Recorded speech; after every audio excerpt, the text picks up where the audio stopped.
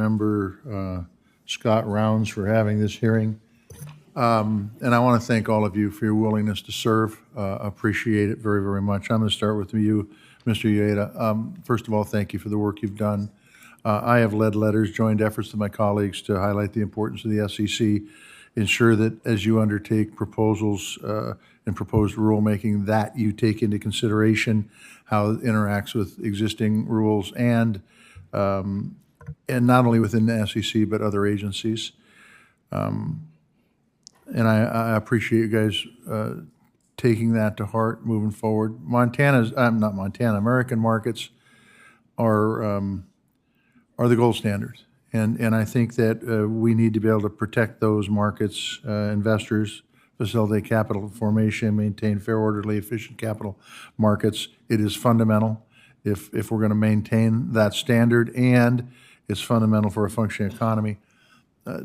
Tell me how you achieve the goals of protecting investors while facilitating capital formation and maintaining a fair and orderly and efficient capital market.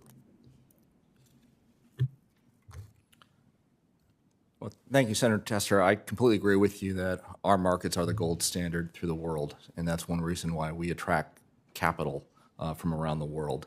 The way I look at it, facilitating capital formation, maintaining fair, orderly, and efficient markets, and investor protection, they all go hand in hand. You cannot take out one of those elements and still have a world-class set of capital markets.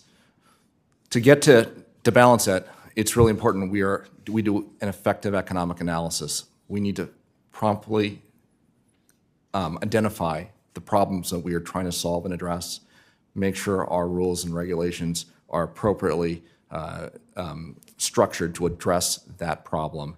We do a robust economic analysis to look at what the costs are, both direct and indirect. We also think, as you pointed out, how it fits in with the rest of our rules, statutes, but also within the broader financial regulatory system, which involves many other fellow regulators. Jennifer Fain, IGs are our eyes on agencies, be able to protect taxpayers and be able to protect taxpayers' dollars. You must be independent and be able to operate without political interference. I feel that is very important, not only from the agencies, but from here too. So the question becomes is how do you protect your independence, and how do you protect against interference in the office that you would run? Thank you for your question, Senator Tester. Independence is a critical requirement for the Office of Inspector General and most certainly for the Inspector General position. How I would lead or how I have done in my career with regards to independence is following the standards that guide the work that we conduct. Certainly, as it relates to the agencies and ensuring independence, it's important it's critical that we maintain our independence and objectivity to ensure that the work that we conduct has not been interfered with or directed, or someone has attempted to suborn our judgment. Okay, thank you. Congressman Baucus, Chairman Spencer, thank you for being here. I come from the great state of Montana. We have a lot of small manufacturers, small businesses, rural areas, tribal areas. I believe in the XM Bank strongly. I think it provides us the ability to be able to compete worldwide against other countries that have similar banks. But oftentimes I see hurdles where XM can't help some of these small folks, some small businesses. Number one, do you see those same hurdles? And number two, what can XM do without congressional intervention that will allow them to serve those small rural businesses, tribal businesses better? It's a great question. We are the most restricted of all ECAs. There are over 100 ECAs. But for us to make a loan, our content requirements are higher. Sometimes because of the supply chain, that's impossible. Some of our shipping requirements. We often have to deal with additionality, and we're very careful to meet that. but we have a restricted view of that.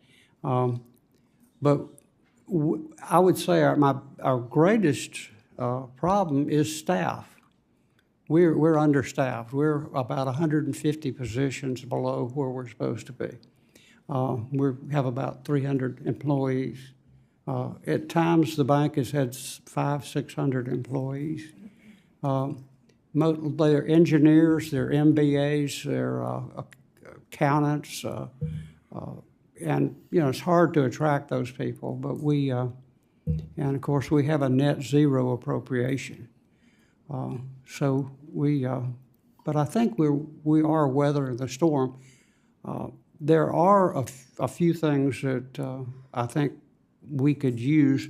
I know there's a bill before Congress to allow us to get records from the IRS to see whether people have paid their taxes.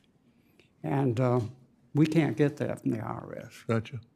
Just, it sounds like a small problem, but we don't need to be loaning money from people who haven't paid their taxes. Now, my most important question. When Alabama plays Auburn in football, who do you root for? Watch out. Well, I've got two Auburn graduates. Well, I've got the Auburn graduate over here, and I'm an Auburn graduate who went to law school at Alabama and represented the university, but I'm all Auburn. Are you all Auburn? That great rivalry, the University of Montana and Auburn, I particularly enjoy watching. Well, we're just glad to give y'all back Coach